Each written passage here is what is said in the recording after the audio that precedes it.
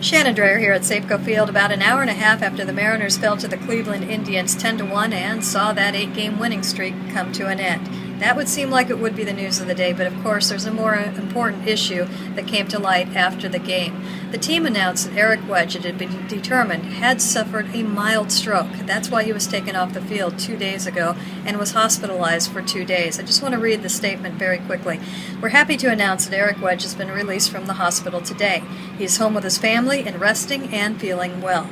After much testing, the doctors believe he suffered a very mild stroke. The doctors expect that he will have a full and complete recovery. Eric will not be in uniform for the Minnesota series and will miss the upcoming road trip to Boston and Baltimore. He's looking forward to being back with the team in the near future and will be available to you for questions at that time. The team was notified of this by Jack Zarenzik when they came back to the clubhouse. The media was told shortly after. Robbie Thompson, of course, will manage the team in Eric Wedge's absence. It's kind of big news, obviously, and it hit the team rather hard. In some way, I think they were relieved to find out what had caused Eric Wedge to have to be taken from the field, but a stroke, obviously, regardless of severity, is a very serious thing, let alone for a 45-year-old. We don't know what caused this stroke, and I'm not going to speculate on it, but we do know that stress can play into this, and I've been wanting to talk about this on the video for a little while. On these videos, I like to give you a picture of some of the behind-the-scenes things, some of the things that you probably have no way of knowing unless you're there or are able to talk to somebody who's there on a day-in and a day-out basis. And one of the things that's always struck me in this game was how managers look completely different in the off-season. There's a reason for this. This season takes a toll on everybody involved.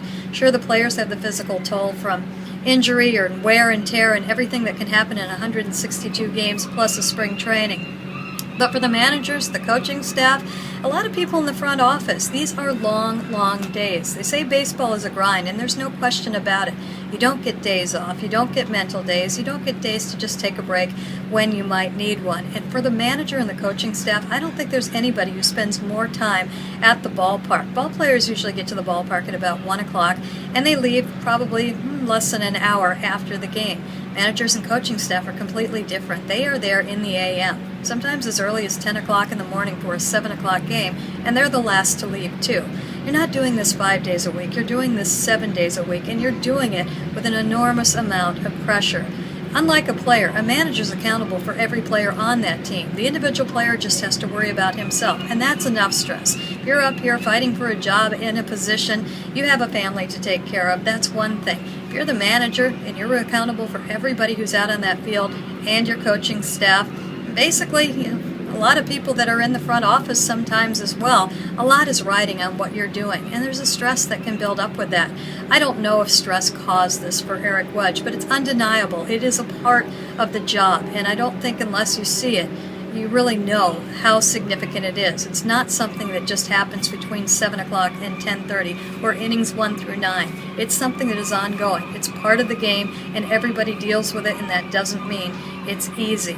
One of the best ways I can illustrate this is that if you were ever to see a manager in an off-season, something that's just always jumped out to me is how different they look. Lou Piniella was a great example of it. In the off-season, to me, he actually looked taller. He was tan, he was healthy, his weight was down, he didn't have bags under his eyes. That's how it is for most managers. A lot of managers look 10 years older at the end of the season. If you were to take a picture of them in February and show what that looks like at the end of October or the end of September, they're two totally different people, and that's the toll of the job. It's very difficult, and you don't have a lot of time to sometimes do the things that you need to do to take care of yourself. And I will say this, Eric Wedge was somebody that we would often see in the morning coming back from the weight room. I know that he's made a great effort to take care of things like that. So, and it's also great that he is taking this time right now. I have no doubt he's thinking of his family, and he's also thinking of his team first. It would be one thing to kind of charge and come back and say, yeah, I can handle this, I'm a man, this, that, and the other.